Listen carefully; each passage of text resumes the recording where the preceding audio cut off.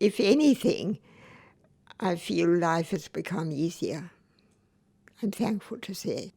I think it is difficult to explain.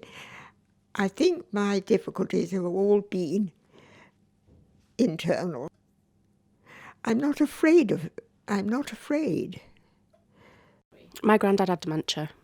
He had Alzheimer's, so when I was a teenager, I didn't really understand what dementia meant or what Alzheimer's was, and I just thought it was a bit weird. Not weird, but just thought it was a bit unusual that he'd chew his cup of tea, because he'd have a sip of his tea and he'd be chewing on it for ages, and obviously there was nothing to really chew, it was liquid. And that was just something Grandad did. He'd used to go wandering of a night time. He had a few falls in the winter. He just used to do peculiar things. My mum knew what it was because she works in care as well, so my mum was quite familiar with Alzheimer's and dementia and stuff. But it wasn't really explained to a certain degree of what would happen or how things would go. So it was just that Grandad wasn't very well. And then as I got older, I got more questioning of things. And it was, yeah, Grandad has got Alzheimer's and he isn't going to get any better. Gramps remembered my name, and I've only known him for like 7 years. Well, no, 6 years, because he's my stepmom's dad. So at the start of his dementia was when we came into the family. So through his journey, we'll probably be the first people that he wouldn't recognise as someone being in his family, whereas Jude's been his daughter for 56 years. For him to remember, for me, is so much more special than, just pretending like he knows who I am. And he was like, oh, yes, I do remember. Oh, it's just really special. Yeah. So I was about 11 or 12 when he started changing in his behaviours, and then I was 16 when he passed away. So it's about roughly 4 to 5 years. My mum's a home manager. My grandma's a home manager, or was. And most of the ladies in our family, if not all of them, work in some form of care or are nurses. About 8 years ago, I'd done a bit of home care, and I started supporting people with dementia in the community. And this new home opened in Rill, where I lived at the time, and a couple of social workers had recommended me to the home managers, and they asked me to come in for an interview, and I didn't want to work in a home.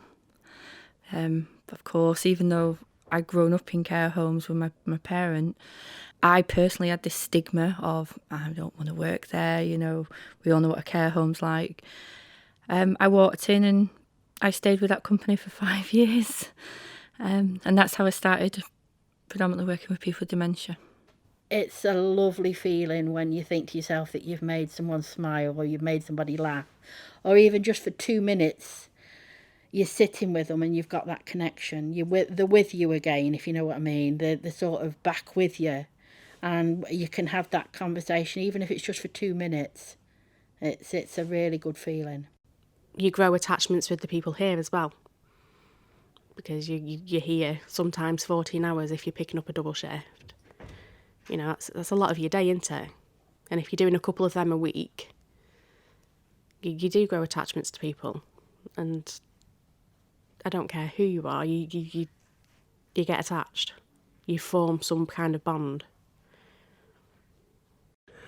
And I'm the husband of one of the residents here, Margaret. We've been married nearly 62 years, and we first met through a local operatic society, and I think we got engaged in about 1956 and were married in 1957, which is a long time ago. I remember once I started singing on the household, and this chappie had got dementia and he didn't really speak an awful lot, and I started singing Vera Lynn, Don't Know Where, Don't Know When, and he joined me, and I put it on my phone on YouTube, and I placed my phone on his shoulder, and he sang the whole song word for word, and it just made me cry because it was so beautiful to see, because he didn't really speak an awful lot, but yet that one particular song, he sang the whole way through, from start to finish. It was beautiful. It was so beautiful. I love music, and I know that I always believe that if you could bottle it, it's one of the finest medicines going, because sometimes when because tomorrow afternoon we'll have what's called Village Voices in the venue, where we just have a sing-along and everybody joins in. But watching people, because I do like sheets with the words on for people to read, but to watch people that will start singing it without having to look at the sheets, and to see that smile on the faces, you know that they're back in the moment. Wherever that song is taking them to, that it's taking them to a place where they were, it might have been 50 years ago, but it's taking them to a place where they feel they were happy. It was a happy time for them. How long have I lived here? Meaning here, in the area, and not this particular house. I was going to say I don't live here. Oh dear. When I was evacuated at the beginning of the bombing, so I was 9. And then, as things got harder, bombings, things like that, you were evacuated to different homes, who could have them and that. It's fantastic when you think back about it, because it didn't make sense. You're sending all those children to the Swan house. But it turned out to be one of the best things in my life. I think it's losing the people that you become closest to and watching the families deal with that, because they're double grieving. So they've grieved the first time when dad no longer recognises them, or mum's walking around with a stranger and her husband stood there in the room, and she's attached to this man that is actually her husband but he's not. It could be a case of when a family member that is their second marriage and they're not interested in that person and they're looking for the first husband. It may not have any connection at all, but thinking back, I remember that she used to sleep quite a lot in the evening. She always had done, even when she was comparatively young, and she would quite often wake up after sitting on the sofa, and she'd ask whether so-and-so had come in or so-and-so had gone to bed. These were the 2 boys who had left us quite a long time before. And looking back, I just wonder whether that was the first signs of what ultimately happened to her. I mean, when she woke up, I said, well, you're dreaming about it. And we used to have a bit of a laugh about it. And she realised that who she was talking about weren't there. But she imagined as soon as she woke up, they were still at home. Now, it may be something or nothing. It may have been a sort of clue to what was going to happen in later years. There was a family that came to us in the home in Rill, and again, they was relatively young in the 70s, and she really was at crisis point, and this gentleman had a mix of Parkinson's and dementia. And she just said, I just don't feel like his wife. I feel like I've just become this carer to this person. I don't even know who this person is anymore.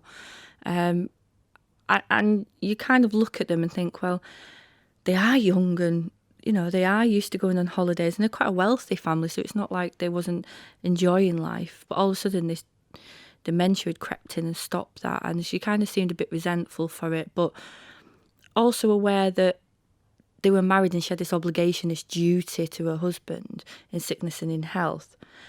But he wasn't really a husband anymore in her eyes. And she'd never worked in care. She'd never had any experience of needing any support. I mean, why would they? They were quite healthy people. He'd lived a very active life. He was in the RAF. And I just remember helping her through the process of him coming in, and I showed him round. And I said to her at that moment in time, I know it doesn't feel it now, but I promise you this is the first step towards getting better. Okay, when we give our wedding vows or when we agree to be a partner with someone, we think, yes, in sickness and health we support that, but exactly how far can you go? If you're not used to care, how humanly far can you go without sleep, without, someone's up all night, or they're trying to get out, or they're saying to you, right, we're going home now, but you're actually in your home. How does someone support that? My aunty had Alzheimer's, and to see how she was, the person that I remember of how she used to be when I was a little girl, and would go around, and the laughs and the jokes, and then to see her go from one person to somebody else, that was challenging, because that wasn't who I remember, that wasn't who I was brought up with. Gosh, it would be, as a rough guess, we're talking about probably 8 or 10 years ago it started, at least. I didn't think much of it, really. We thought it was a bit of a joke, really. And she agreed, because once she came to properly, she realised that she'd been talking rubbish, really. There was nobody there to have come in or gone to bed. And maybe, the experts could probably say whether this is a sort of hint of what was going to happen, but at the time we just thought she'd been dreaming, and it was a bit of a laugh, but it happened quite a lot. But the one thing I think that did surprise me was how bad it was, how bad it can be, because I'd never ever witnessed it before, and I used to think to myself, this horrible disease, do you know what I mean? Because you'll see people in general in life, they had a life, they've had really, really good jobs, they've had holidays, they've had Christmases, they've had all these things like all of us.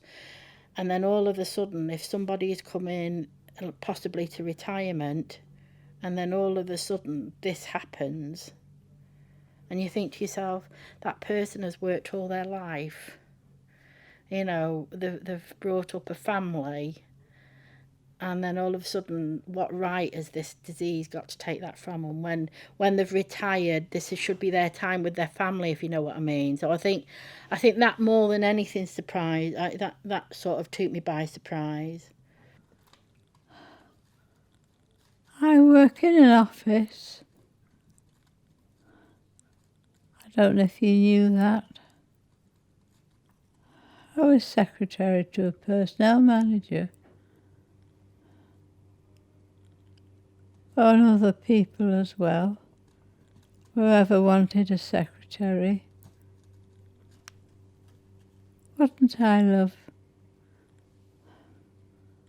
Yeah, sometimes, mostly. Mostly. I didn't like it when they were running about and going too fast. It was silly, really. You have to go slower if you want to understand things properly. I don't think even you asked her now she'd say she'd got it. She just thinks she's got a bad memory. She has a short memory loss, and she says from time to time that her memory is bad, although, of course, as does happen with people with dementia or older people like us, you can remember things from years ago, largely, although you might not have realised or remembered something that had only just happened. You? I don't remember. Oh, I think it was in here. One day when I came here to be interviewed. But when it was on today, or yesterday, the wind was terrible. Kept on blowing and blowing, blowing the papers all over the place. And it annoyed me a bit. And I shouted, not at anybody, but a girl with the papers. Don't know whether it was a girl from here or what. You weren't with her, were you?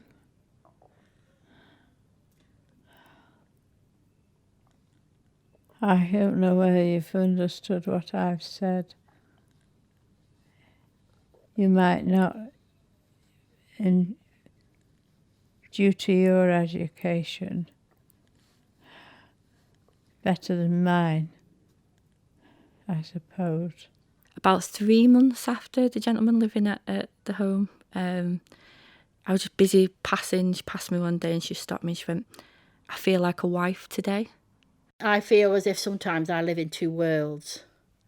I'm in my own world when I come in the morning, and then when I go onto a household, I'm in somebody's home, obviously, but I'm also in their world because they don't understand ours anymore. He passed away. Obviously, he came towards the end of his journey. I'm not in touch with her now. However, I do see her when I go back to Wales. Sometimes might be in the town centre. And she always has that, I don't know, it's like that friendly approach, like a long-lost friend, like you've met them, and because you've shared something special, you really are in people's lives at crisis point. I suppose the same as police protection officers or counsellors, it really is when people are at the rawest. So yeah, I do see her and she's very happy and she's very grateful of the support that she had. And this song was sang on both days, and it touched, a few residents so much. And it's when I was talking about being in their world, they were in our world then when they were listening to that song and singing it. And I spoke to a gentleman afterwards about it, and he said to me that he felt quite emotional by it because it took him back to a time of when he used to go dancing with his wife. So that was really, really nice. It was. And, and then you come away and you've got like a little bit of a smile on your face because something good, something's happened there that you probably might possibly never see again. But I've witnessed it, I've seen it, and you can't put a price on it, basically. It was quite dramatic, actually, when you try to think back to a 9-year-old trying to swallow all this up. But I did. There were some nice, lovely, kind people amongst that. And sometimes when I try to think of it, it's clear, as though I'm there. I'm walking amongst these children again. Isn't that strange? About myself. I'm getting old now, so it's difficult. I've lived for 83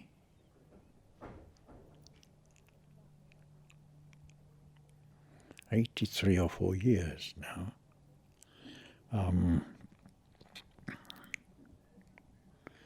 Obviously, I'm getting a bit forgetful. And very often I get things mixed up.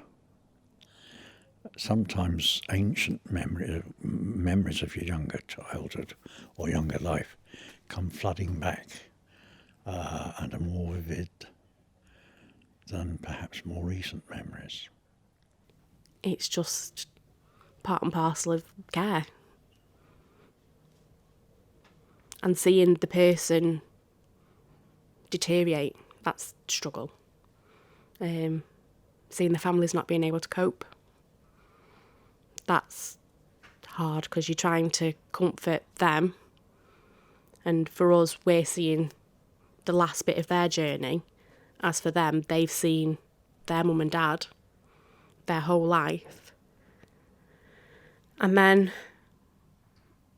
they really can't do anything to stop it from happening. That's difficult as well. Because they can't control what nature's going to bring. But, you know, I mean, I always think with a cut, you can put a plaster over it. With a broken arm, you can mend it. It can be fixed. Anything on the outside can be fixed. But anything on the inside, it just takes... You can't see what's going on, basically, if you know what I mean. So I think that more than anything. So I think that's what shocked me more than anything, yeah. I get very emotional. So for me, sometimes it is a struggle. But also, I'm very realistic in the matter of fact that they're not going to get any better. We've just got to make sure that their time left with us is enjoyable. And they're at comfort. And they're not in any pain. We just got to make sure they're comfortable and happy. You know, the first thing a person sees in the morning, if they see your face, they want to see a smile. No matter how you're feeling. You know, I'm into their home now. I'm on their home, so no matter what's going on in my life, whether it be personal, professional, or what, that stays out there. I'm in their home, so that's what I need to be respectful of that. I find it quite therapeutic, knowing that we've done the job well. I suppose it's just like a midwife bringing a baby into the world. I think life in general has been good.